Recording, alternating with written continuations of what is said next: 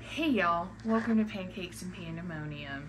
Okay guys, this is gonna be a quick-ish video, but I realize I will say things in my videos, but then I won't like show an example. So like I've told you before, like we have picky eaters in our household. This guy right here, once upon a time, was my pickiest eater. Now he does way better. And now we have two tweens. Mason is like, he's starting to get better, but he's still a pretty picky eater.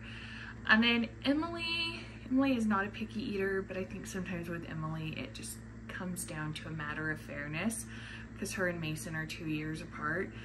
So, you know, if I'm going to let one kid, you know, make a peanut butter sandwich, even if she likes what we're having for dinner, then she wants a peanut butter jelly sandwich because it's fair.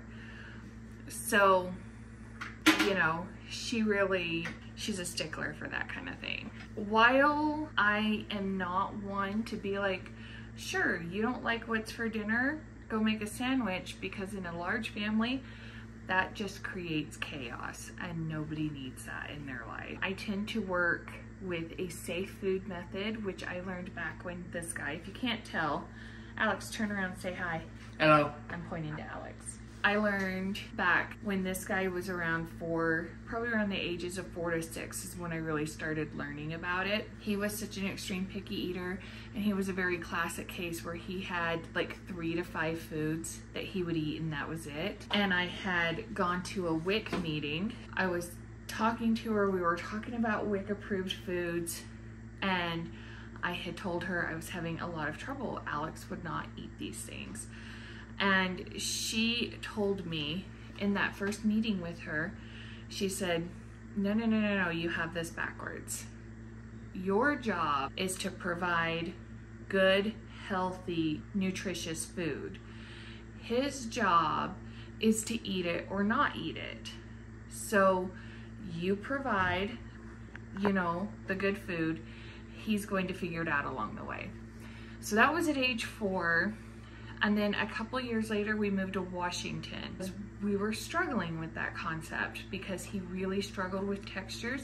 And with neurodivergent kids, they will not eat anyway. That's a really common thing. People say, well, when they get hungry, they will eat. Neurodivergent, especially autism, that is not necessarily true.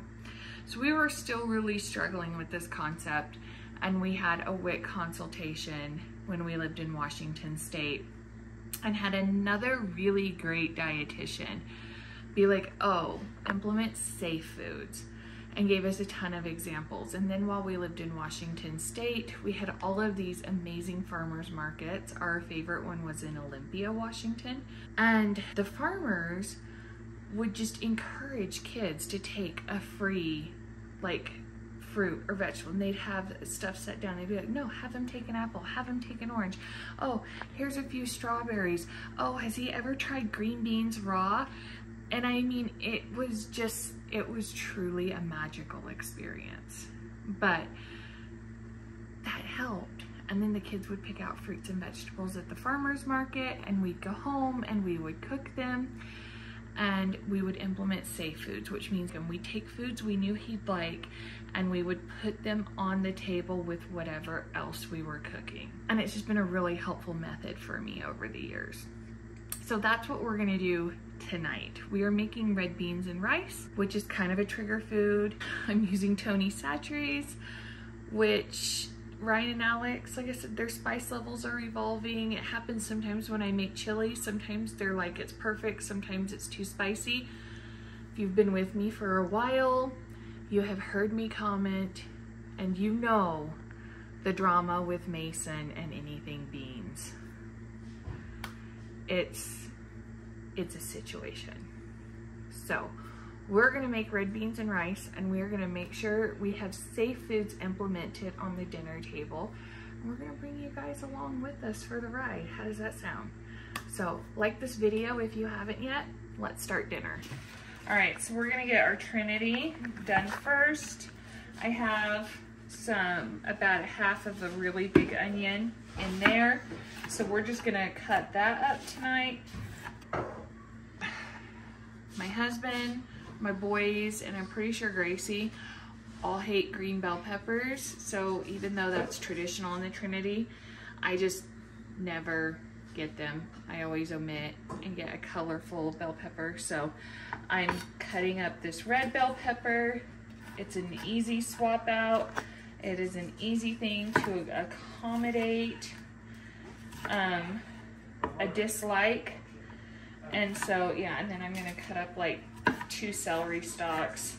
So we'll get all these going. And then I have some bacon grease from the last time we made bacon on the stove. So we're gonna saute them up in that. So the veggies are working. I chopped up the Zatarain's andouille sausage. It's like a smoked sausage. It comes in lengths.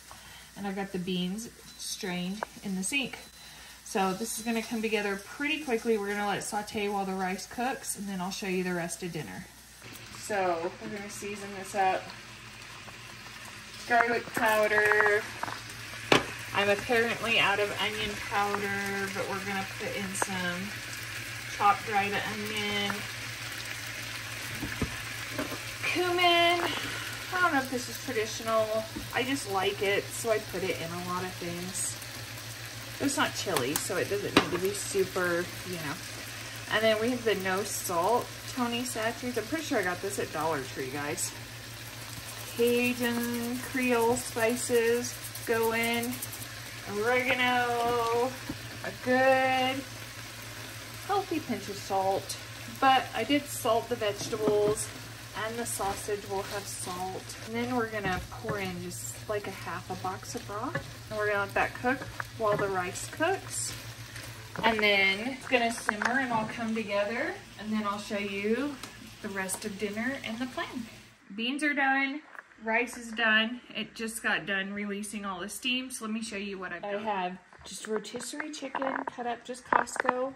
I have some green onion, I have some jalapenos because me and the girls like things spicy, and we really like the corn chili from Trader Joe's. I've got a few sauces, some sour cream.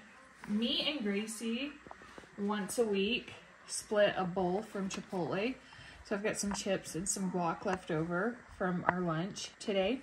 So they can make burrito bowls, or they can come make a traditional bowl of red beans and rice. And like, I just talked to Mason and I was like, so you can have just this, you can have chicken and rice, you have chicken, rice, and cheese. If you don't put any veggies in your bowl, that's fine. We have, you know, halos, the little mini mandarins. So I was like, grab a couple oranges, you know, if you decide to opt for something without the veggies in it. And he was like, okay, great. So that's what we do. Like, sometimes it may not be as involved as picking up a rotisserie chicken. Sometimes I may be making a vegetable on the side that I know, you know, 2 or 3 kids won't eat. So then we're gonna set out strawberries, or I'm just gonna grab the fruit tray with the fruit that I stock up on weekly. We almost always have grapes. We almost always have apples and oranges of some kind. Usually we have strawberries, and it's strawberry season. As a matter of fact, I just saw on my Smith's preview, strawberries are gonna be $1.99. So I'll probably get 2 or 3 pounds of strawberries, store them in mason jars, and we'll have strawberries available for a couple of weeks. I'll pull them out in a pinch when I know, like, so we have Brussels sprouts and asparagus in there. I know for sure at least 3 of my kids will not eat Brussels sprouts. So the night I make Brussels sprouts, I'm also probably going to make a can of green beans and set out some fruit. So I'm not changing my menu completely. I am providing stuff that they are going to put on their plate, and I have really found over the years that makes them more inclined to try things. The big caveat with that is especially when we have meals together, especially hard meals, right? So if I'm gonna make chili, if I'm gonna make beans and rice, if I'm gonna make something like that, I'm gonna make sure that is a meal we sit down and eat together as a family. So they're gonna have options in front of them. They're gonna be seeing the options other people are getting. And I'd say at least 7 out of 10 times they're talking about it. And so, especially now that we have like an older younger dynamic, but even if it's kids yourself, they're going to ask you like, how can you eat that? And especially for younger kids, hearing their older siblings being like, no, I don't usually like this, but when I put it together with this and sour cream and cheese or whatever, I don't know, something happens and it just tastes really good. And the more times they try things like that and they lean into, oh, my big sister likes this, my big brother likes this is my dad's favorite food, it encourages them along the way.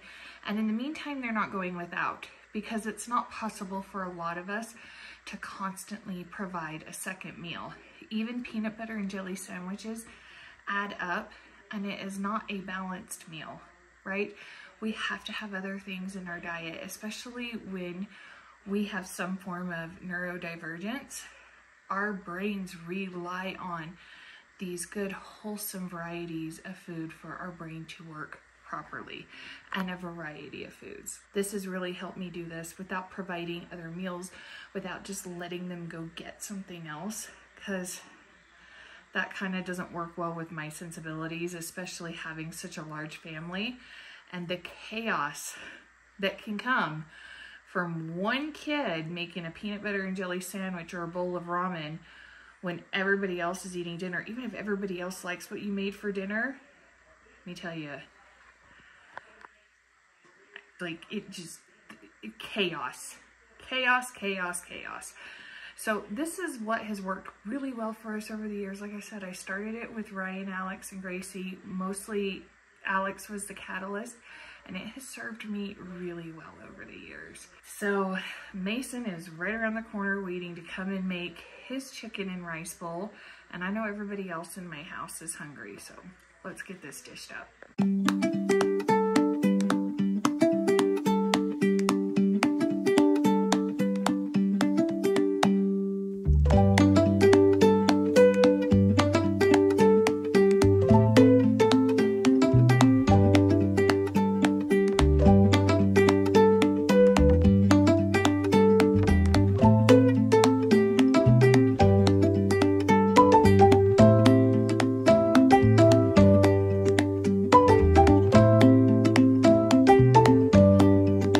So guys, everyone's happy, tummies are full. I told y'all this would be a quickish video, and it's a Tuesday night. We have a super busy week this week, so our next couple of nights dinners are gonna be pretty fast and easy.